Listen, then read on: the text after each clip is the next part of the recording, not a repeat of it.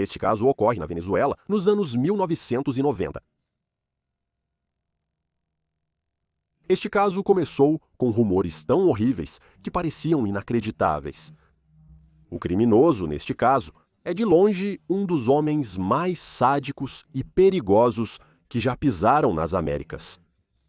O problema não foi ele matar suas vítimas, mas o que fez com os corpos. Depois disso, isso o diferencia dos demais. Conheça José Dorângel Vargas Gomes. José nasceu no dia 15 de maio. Seus pais eram membros do grupo guerrilheiro das Forças de Libertação venezuelanas, vivendo profundamente na selva montanhosa. José era o terceiro de 10 filhos nesta família empobrecida. Viver em um local tão remoto fazia com que o principal trabalho da família fosse a agricultura de subsistência. José cresceu em uma casa rural de um quarto, onde todos os pares de mãos disponíveis eram necessários para arranhar a vida da terra. Enquanto outras crianças brincavam, ele passava os dias nos campos com os pais, trabalhando para conseguir alimento. A comida vinha apenas do que eles cultivavam ou obtinham por meio de trocas. Na maioria das noites, a família dormia com fome. Não havia eletricidade, nenhum luxo e nenhum conforto.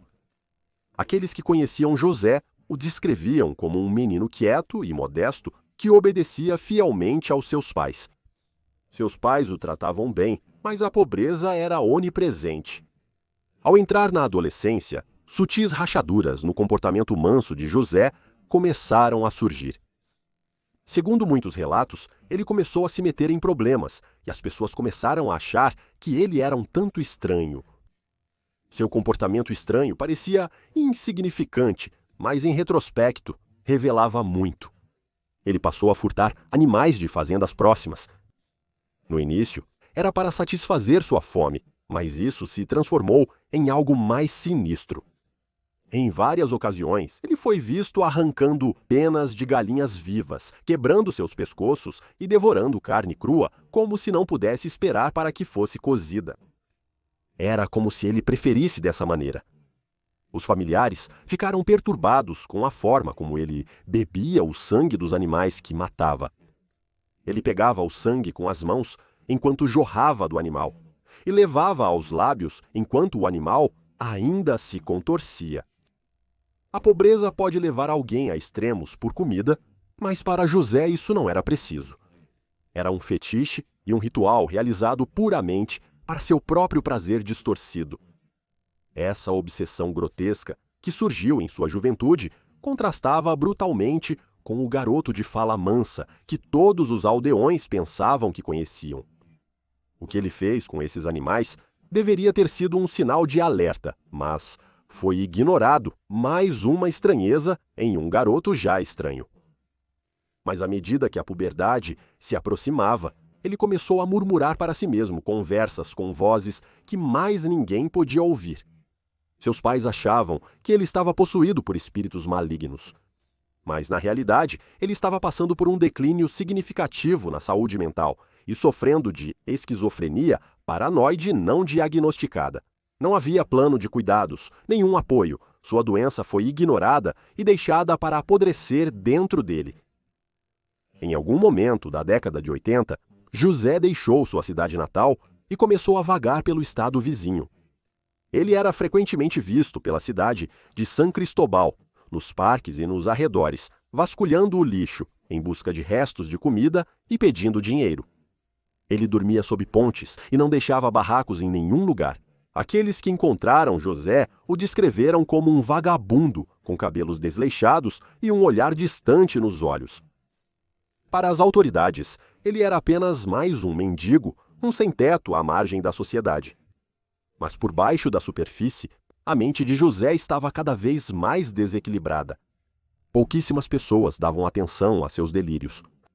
Somente após um incidente violento, em meados dos anos 90, o estado mental deteriorado de José chamou a atenção das autoridades. Em 1995, uma briga com outro sem-teto se tornou fatal. José estava vivendo sob uma ponte junto com os vagabundos Baltazar Mourinho e Antônio Guerreiro. Uma noite, uma briga começou entre José e Baltazar. Eventualmente, José levou a melhor sobre Baltazar e conseguiu acabar com a vida dele.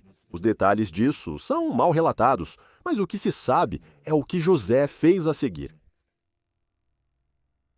José era um esquizofrênico que comia carne crua e bebia sangue, e que não comia há semanas. José se voltou para o cadáver de Baltazar e começou a devorá-lo.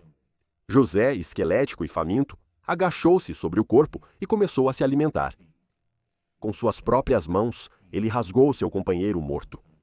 Carne e sangue consumidos crus, assim como as galinhas que ele despedaçava na fazenda da família. Só que isso não era gado. Desta vez era um homem. Não se sabe se Baltazar foi o primeiro, mas ele não seria o último.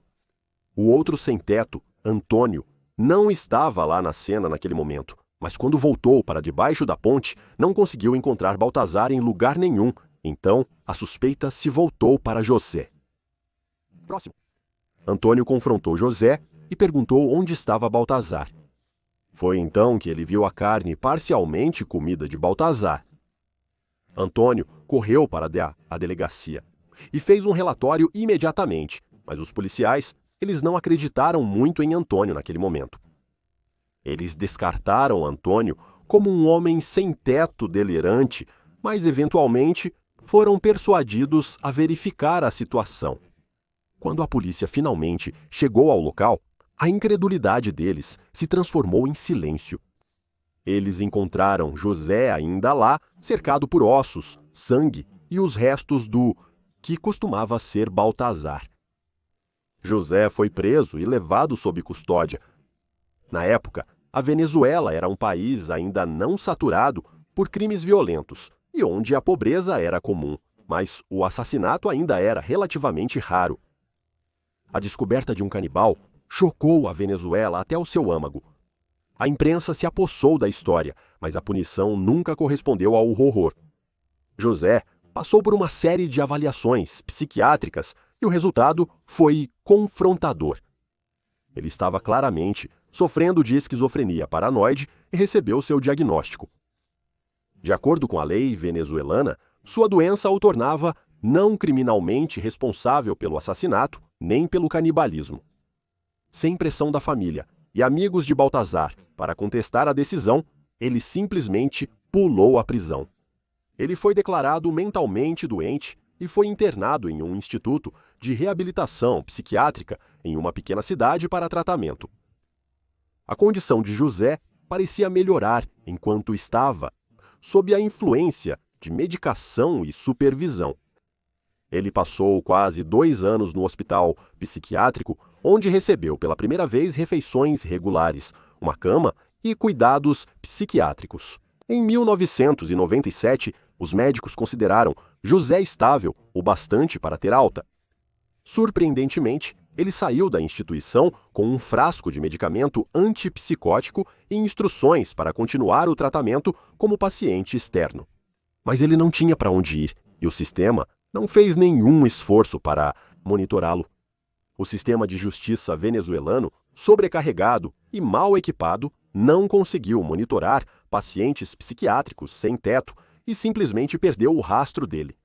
No final dos anos 1990, ele estava morando em uma barraca improvisada que ele montou sob uma ponte nos arredores de Tarieba, uma cidade nos arredores de San Cristóbal. Aqui ele caçava animais e consumia sua carne crua. Porém, logo o sabor da carne crua animal não foi mais suficiente. José havia descoberto algo mais sombrio, algo mais saboroso. Ele não estava mais caçando animais. Agora, ele estava caçando pessoas.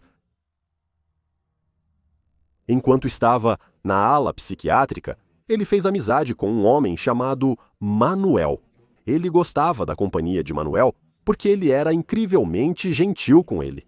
Quando Manuel foi liberado da ala e voltou para a liberdade, José o encontrou e o convidou para acompanhá-lo por um tempo.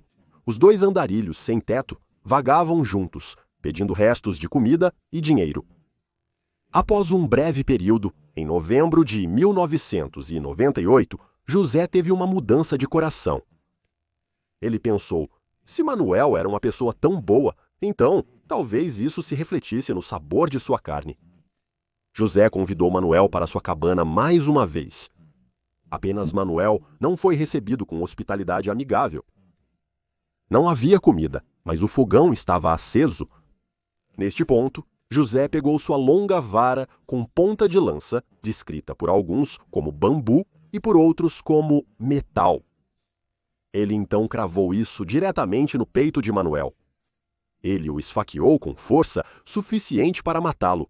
José então esquartejou Manuel de uma maneira comestível e mais palatável. Ele não só estava se alimentando. Ele decidiu que iria cozinhar seu melhor amigo e compartilhá-lo com seus vizinhos sem teto. Os vizinhos não sabiam de nada e não estavam em posição de recusar comida grátis. José fez algumas empanadas. Esses destinatários expressaram o quão deliciosa era a refeição, como nada que eles já haviam comido antes. Foi após esse ponto que as pessoas na área começaram a desaparecer. A polícia recebeu inúmeras reclamações de desaparecimentos, tratando inicialmente como crimes isolados de oportunidade. A polícia de fronteira disse à imprensa que suspeitava de narcotráfico ou guerras de gangues. Corpos foram então encontrados ao longo do rio, levando alguns a acreditar que um culto obscuro estava matando pessoas. Alguns acreditavam que esses rituais eram satânicos. Mas nenhuma dessas teorias se encaixa perfeitamente. Os antecedentes das vítimas não sugeriam ligações com cultos ou gangues. Cada semana, sem uma prisão, apenas aprofundava o mistério e o desconforto do público, à medida que mais e mais pessoas desapareciam. A polícia tratou cada caso como um crime isolado, sem perceber a proximidade que todos esses casos tinham com o rio Taubes. Este rio era o território de José. Nos 2 meses seguintes, ele supostamente matou e comeu cerca de 2 homens por semana. Ele se dirigia até o rio em busca de sua próxima refeição. Ele também tinha uma preferência. Crianças eram muito puras, então não faziam parte do seu prato. Como ele mencionou mais tarde, as mulheres tinham um sabor floral e frutado, então ele deve ter comido pelo menos uma mulher. Mas na maioria das vezes, ele as considerava muito inocentes. Ele preferia homens. Mas não qualquer homem. Homens magros e musculosos. Homens que pareciam não ter colesterol alto, o que parecia ser estranhamente específico. O rio era um local conhecido para correr, que atraía diversos jovens atletas masculinos. Era também o caminho de casa para alguns trabalhadores robustos dos empreendimentos próximos. Um homem, chamado Francisco Lopes, tornou-se uma das vítimas de José. Ele trabalhava transportando areia dos leitos dos rios. José levava consigo sua longa lança e se posicionava perto do caminho do rio. Apesar de sua estatura frágil e pequena, ele tinha o elemento surpresa. Rose emboscava as vítimas inesperadas, muitas vezes esfaqueando e eviscerando-as com sua lança ou espancando-as com pedras. Após cada morte, ele arrastava o cadáver de volta para sua cabana como um lanche. Ele desmembrava os corpos, cortando-os com suas ferramentas especiais. Ele preferia os músculos maiores, sendo os da panturrilha seus favoritos. Ele afirmava que os órgãos eram deliciosos, mas requeriam temperos mais intensos, então ele colocava os corações e outros órgãos em potes de especiarias. Ele gostava de sopa de língua e usava óleos em um caldo. Ele também preferia o abdômen por seus sabores, mas evitava homens maiores por medo de comer seu alto colesterol e sua gordura. José afirmou que os homens tinham gosto de uma versão melhor do porco mais salgado. Mas as mãos, os pés e as cabeças eram amargos e não o atraíam. Então essas são as partes que restaram. Ao redor do local do rio e de sua cabana havia ossos, pés e mãos decompostos, e cabeças. Isso ocorreu até o início da manhã de 12 de fevereiro de 1999. Nesse dia, funcionários da Defesa Civil fizeram uma descoberta macabra durante uma varredura rotineira da área. A Defesa Civil era uma força de segurança separada da polícia. eles encontraram os restos de 2 pessoas. Os corpos foram desmembrados e jogados fora. A descoberta chocou as autoridades e as levou à ação. A polícia e a Defesa Civil expandiram as buscas. O que eles encontraram nas horas que se seguiram apenas aprofundou o horror. Durante uma busca na área, mais 6 corpos surgiram no matagal, cada um desmembrado e descartado. Com o avanço das buscas, mais partes de corpos foram encontradas. Os fragmentos pertenciam aos 6 homens desaparecidos nos meses anteriores. Com a notícia se espalhando, o pânico crescia. Famílias esperançosas agora temiam as notícias que aguardavam.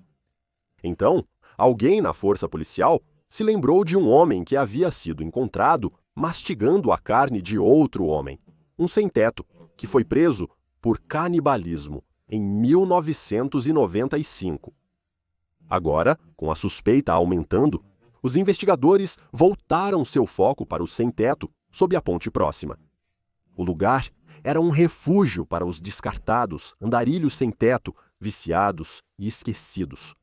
Lá, entre as moradias improvisadas e pertences descartados, estava a cabana maltrapilha de José. Feita de pedaços de madeira e plástico, escondida em vegetação densa perto da margem do rio. A polícia decidiu verificar a cabana de José, mas eles não esperavam descobrir o que estava dentro. A cena macabra que eles encontraram enviaria calafrios até mesmo nos detetives mais experientes. Eles acharam recipientes de vários tamanhos pela pequena moradia. Cada um deles estava cheio de carne humana, marinando em ervas e líquidos estranhos, ao lado de panelas contendo carne humana parcialmente cozida. Um exame mais detalhado revelou várias mãos e cabeças cortadas escondidas discretamente entre objetos domésticos comuns. A cozinha improvisada estava repleta de utensílios de cozinha rudimentares manchados escurecidamente com sangue queimado de uso repetido. Enquanto os oficiais processavam a cena, José emergiu dos arbustos próximos, caminhando calmamente e casualmente em direção a eles. O suspeito se identificou como José Gomes. Seu comportamento diante das perturbadoras descobertas chocou a polícia, que rapidamente o deteve. Sem hesitação ou emoção, José começou a confessar, desvendando uma narrativa arrepiante que detalhava cada passo de seus horríveis crimes. Ele explicou metodicamente como escolheu suas jovens e saudáveis vítimas, todas homens, musculosos e incrivelmente em forma. Ele achou a carne deles particularmente atraente para si. Surpreendentemente, os investigadores logo descobriram que essa série macabra não era o primeiro encontro do homem com assassinato ou canibalismo. A história que eles ouviram recentemente sobre o canibal sem teto, em 1995, era, na verdade, o homem que estavam procurando. Ele foi acusado do assassinato e canibalização de 11 homens. Mas muitos creem que isso só arranhou a superfície. Durante os interrogatórios, quando perguntado por que recorreu a tal sustento grotesco, ele respondeu calmamente que a carne humana era preferível, afirmando de maneira objetiva: "Eu gosto de carne, especialmente carne humana."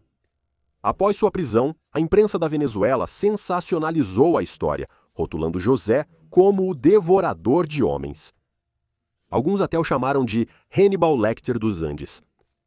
A revelação deixou a nação atônita, lutando para entender como tais atos hediondos poderiam ocorrer sem detecção por tanto tempo. Mesmo sob custódia policial, seus dias de canibalismo persistiram. Ele ainda tinha gosto por isso e teria uma última oportunidade.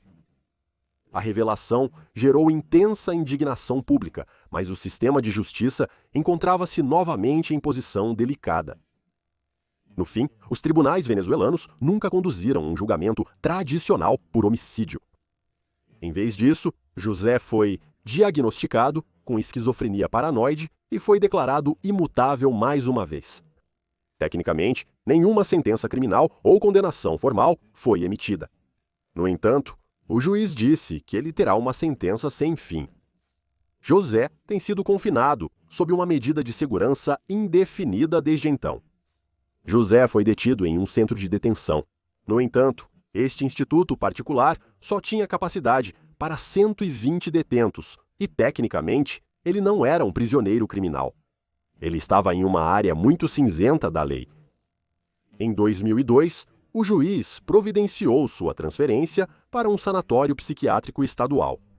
Isso foi chamado de bábula. No entanto, esta instituição o recusou, pois ele foi considerado muito perigoso, e então ele foi devolvido ao centro de detenção. Com o passar do tempo, José teve várias audiências de revisão e cada vez sua detenção indefinida foi mantida, e por boas razões. Ele ainda tinha mais canibalismo dentro dele. No final de setembro de 2016, a violência eclodiu na prisão onde ele estava detido. A instalação era notória por superlotação e negligência. O que começou como um protesto se transformou em um cerco de um mês. Detentos armados tomaram a prisão, fazendo reféns, incluindo oficiais e familiares em visita. Conforme as semanas passavam, os sequestradores divulgavam vídeos horríveis. Um mostrava os dedos de um homem sendo cortados, mas então espalharam-se rumores de que alguns prisioneiros haviam sido mortos, e pior. Em outubro, confirmou-se a morte de 2 detentos. Eles foram identificados como Anthony Corrier e Juan Herrera. Os 2 jovens, de famílias da classe trabalhadora, foram presos por roubo, segundo os parentes. O pai de Juan contou que seu filho implorou para ser transferido antes da rebelião na prisão, mas não conseguiu sair a tempo. Durante o curso da rebelião, notícias saíram de que alguns presos haviam recorrido ao canibalismo, mas essas eram apenas rumores. De acordo com os sobreviventes, Juan foi esfaqueado e pendurado por 40 presos, parte da gangue da prisão. Ele foi deixado pendurado para sangrar até morrer. Então seu corpo foi cortado em pequenos pedaços. Algumas partes foram fervidas e outras grelhadas. A carne foi servida aos outros detentos. O açougueiro, distribuidor e consumidor não era outro senão o próprio canibal José. Suspeita-se que José desmembrou e distribuiu a carne de 3 homens durante a rebelião na prisão. As famílias das vítimas foram informadas sobre os assassinatos, mas nunca mencionaram os rumores de canibalismo. 6 policiais foram presos por supostamente auxiliar ou permitir que a violência continuasse. Mas quando pressionados sobre as alegações de canibalismo, o primeiro-ministro as descartou, dizendo que nada poderia ser provado sem evidências científicas. Enquanto isso, advogados alegaram ter prova em vídeo do canibalismo e exigiram uma investigação completa, mas as famílias não receberam nada, além de silêncio. O pai de Juan disse que teve que pedir dinheiro emprestado apenas para subornar oficiais por pedaços de informação. Os resultados forenses nunca chegaram, mesmo após meses. Em 2018, ele ainda estava esperando por respostas e ainda acordava de pesadelos sobre o que aconteceu com seu filho. Ele não tinha corpo, nenhum atestado de óbito, apenas palavras de outros prisioneiros. Apesar de ser mencionado repetidamente, José não enfrentou o julgamento pelo que aconteceu durante aquelas semanas ensanguentadas. As autoridades seguem caladas e as famílias ainda clamam por justiça. Em 2024, uma organização não governamental relatou que José agora tem 67 anos e passou 25 anos sob custódia sem julgamento ou condenação. Ele recebe medicação, faz pequenas tarefas em sua cela e nunca foi registrado envolvido em violência durante a detenção. Monitores de direitos humanos dizem que seu caso reflete uma preocupante incerteza jurídica. Ele permanece detido sob o que é descrito como uma medida de segurança, embora não haja um cronograma claro ou conclusão formal. Alguns argumentam que, apesar das preocupações, sua detenção contínua tornou o mundo um lugar mais seguro para se viver.